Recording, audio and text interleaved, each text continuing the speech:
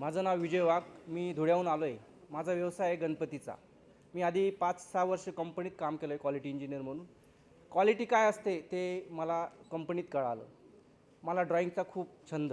मी 5 वर्षानंतर कंपनी सोडली कारण पुरेसा पगार नव्हता. तर मग काहीतरी आपला बिझनेस करायचा असा हेतूने मी गणपतीचा व्यवसाय चालू केला. गणपती छान बनवायला लागलो, त्याच्यातही क्वालिटी द्यायला लागलो.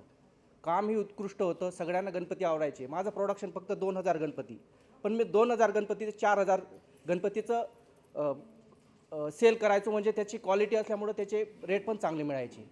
आणि एका काळ असा आला की कोरोना. त्यावेळेस ते कळालं की आपण हे काम करूनसुद्धा आपण धोक्यातच आहे. दुसरी गोष्ट, करायचं काय जर असा प्रॉब्लेम आला तर. गणपतीच्या पिरियडमध्ये त्यावेळेस गणपती माझे सेल नाही झाले, मला खूप प्रॉब्लेम आले. तर मी काय केलं, स्टॉक मार्केटचं खूप क्रेज चालू होता.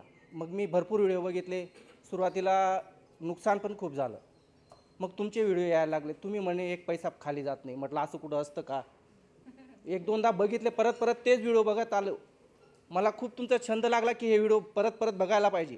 मी एकदा येऊन इथं व्हिजिट पण केलं. म्हटलं आता काहीतरी केलं पाहिजे. तर आता हा चान्स मिळाला, म्हटलं आज सोडायचा नाही. आणि जो तुमचा सेशन केलं, 4 दिवस बघितले, एवढी कॉन्फिडन्स लेवल वाढली की आता आपल्याला याच्यावरच काम करायचं आहे.